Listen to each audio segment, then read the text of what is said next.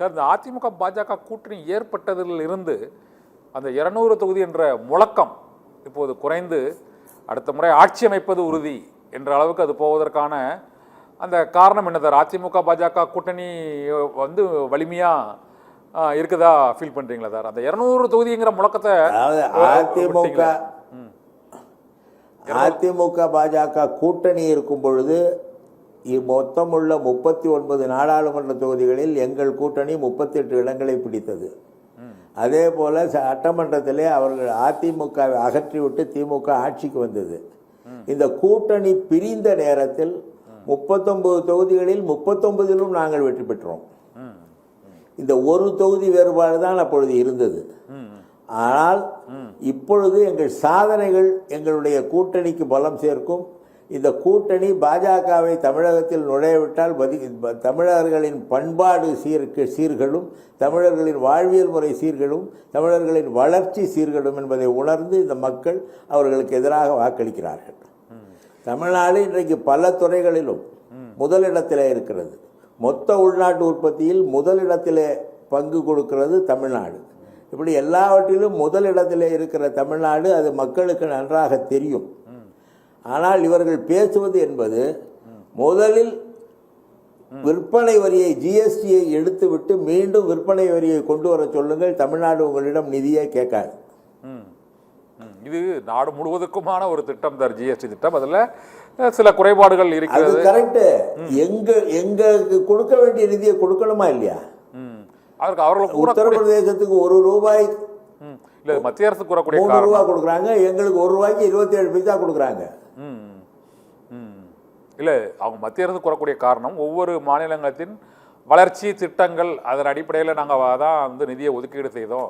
இதில் எதிர்க்கட்சி ஆளும் மாநிலம் ஆளுங்கட்சி ஆளும் மாநிலம் என்று நாங்கள் பார்ப்பதில்லை. அவர்கள் ஒரு புள்ளி விவரத்தை கொடுக்கிறார்கள். இந்த மாதிரி வடகிழக்கு மாநிலங்கள் மற்றும் அந்த தொழில் ரீதியாக பின்தங்கியுள்ள மாநிலங்களுக்கு கூடுதல் நிதியை ஒதுக்க வேண்டியது அவசியம் என்பதால் ஒதுக்கீடு செய்கிறோம்.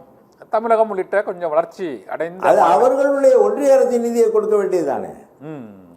எங்களுக்கு இங்கே விற்பனையாக இங்கே வசூலிக்கப்படுகிற ஜிஎஸ்டி வரியில் எங்கள் மாநிலத்திலிருந்து எந்த அளவுக்கு வசூலிக்கப்படுகிறதோ அதில் ஒரு சதவீதத்தை எங்களுக்கு கொடுக்க வேண்டியதுதானே. அது வேறு மாநிலங்கள் வளர்ச்சி இல்லாத மாநிலங்களுக்கு ஒன்றிய அரசின் நிதியை கொடுத்து வளர்க்க வேண்டும். எங்கள் மாநில நிதியை எடுத்து அவர்களுக்கு கொடுத்து விட்டு எங்கள் வளர்ச்சியையும் தடுக்கிறார்கள். அவர்களுக்கு வளர்ச்சியை உற்பத்தி உண்டாக்குவது போல நடிக்கிறார்கள். சார் சார் இப்போதைக்கு இந்த மத்திய அரசு என்னென்ன புறக்கணிப்புகளை செய்யுதுன்னு சொன்னீங்க. ஆனால் இப்போ முதல் கட்ட அந்த ஒரு சுற்றுப்பயணத்தை அதிமுகவின் பொதுச் செயலாளரும் எதிர்க்கட்சித் தலைவருமான எடப்பாடி பழனிசாமி இந்த பிரச்சாரத்தை மேற்கொண்டு அதில் ஒரு 3 குற்றச்சாட்டுகளை முக்கியமான குற்றச்சாட்டுகளாக வைக்கிறார். ஒன்று, அரசு ஊழியர் ஆசிரியர்களுக்கு கொடுக்கப்பட்ட அந்த பழைய ஓய்வூதிய திட்டம் அந்த வாக்குறுதியை இன்னும் நிறைவேற்றவில்லை. 2, நீட் தேர்வை ரத்து செய்யவில்லை. 3, சட்டம் ஒழுங்கு விவகாரம்.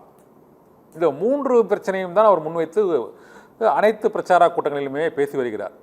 இதுக்கு என்ன சார் தீர்வு வச்சிருக்கிறீங்க? இதே பிரச்சனையோடு கடந்த முறை தேர்தல் வாக்குறுதிகளாக கொடுக்கப்பட்டது இந்த பழைய ஓய்வூதிய திட்டம், நீட் தேர்வு ரத்து உள்ளிட்டவை தேர்தல் வாக்குறுதிகளாக கொடுக்கப்பட்டது. அது இன்னும் நிறைவேற்றப்படாத சூழ்நிலையை மக்கள் முன் அவர் எடுத்து வைக்கிறார்.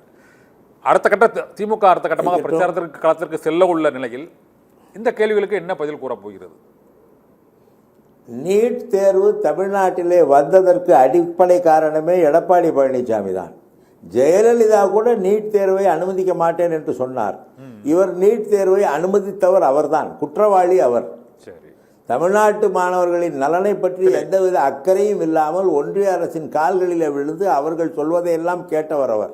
அந்த வகையில் நீட் தேர்வு எப்படி அந்த குற்றத்துக்கு தீர்வு காரணம் தான் திமுக ஆட்சிக்கு வந்தது, ஆட்சிக்கு வந்திருக்கு, அது சரி. அங்கே ஆட்சி மாற்றம் ஏற்படும் என்று கருதினோம், அங்கே ஏற்படவில்லை. அவர்கள் தொடர்ந்து ஆட்சியிலே இருக்கிறார்கள்.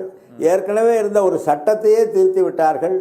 அது மட்டுமல்லாமல் இப்பொழுதும் நாங்கள் குரல் கொடுத்து கொண்டிருக்கிறோம், அதை பற்றி அவர்கள் கவலைப்படவில்லை. ஒன்றிய அரசு அந்த அதிகாரத்தை தன்னிடம் எடுத்துக்கொண்டது. அதன் விளைவாகத்தான் இன்றைக்கு நீட் தேர்வு இருக்கிறது. ஓகே சார், அப்போ மத்தியில் ஆட்சி மாற்றம் ஏற்பட்டால் உங்கள் அடிப்படையில் இந்தியா கூட்டணி காங்கிரஸ் தலைமையிலான ஆட்சி ஏற்பட்டால் மட்டும்தான் நீட்டை ரத்து செய்ய முடியும், அப்படி ஒத்துக்கலாமா சார்? கட்டாயமாக இந்த அரசு அப்புறப்படுத்த வேண்டும். அப்புறப்படுத்தினால் நீட் தேர்வு தானாக போய்விடும். அது இன்னும் 2026 இன்னும் 31 வரை இருக்கு சார்.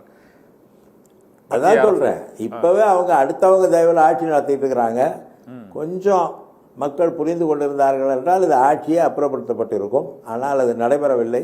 தமிழ்நாட்டு மக்களுக்கு ஒரு கேடாகவே இவர்கள் ஆட்சி தொடர்கிறது.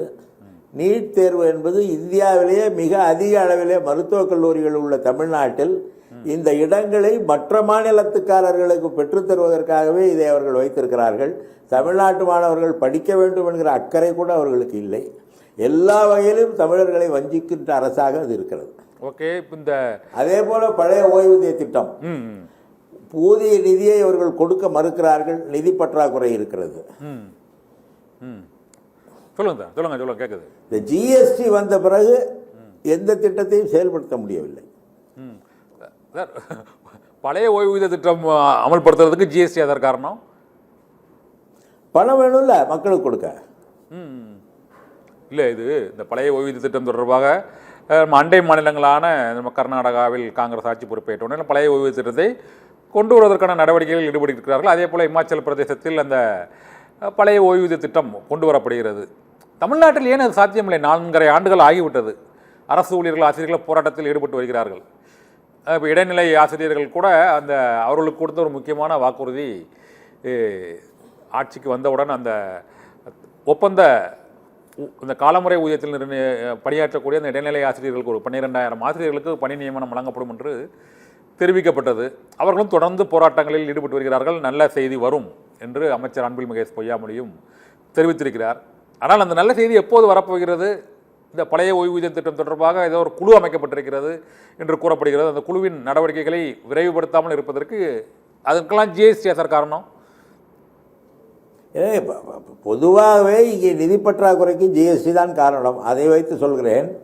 ஆனால் நிதி முறையாக மாநில அரசு இதுவரை ஆண்டாண்டு காலமாக 1953 தொடங்கி விற்பனை வரி என்பதை மாநில அரசுகள் வசூல் செய்து கொண்டிருந்த காலத்திலே பல்வேறு நல்ல திட்டங்கள்லாம் கொண்டு வரப்பட்டன. ஆனால் இப்பொழுது அவர்கள் அந்த நிதியை எடுத்துக்கொண்ட பிறகு மாநிலத்துக்கு அவர்கள் ஓரவஞ்சனை செய்யும் பொழுது சில திட்டங்களை யோசித்து செயல்படுத்த வேண்டியதாக இருக்கிறது. அவ்வளவுதான்.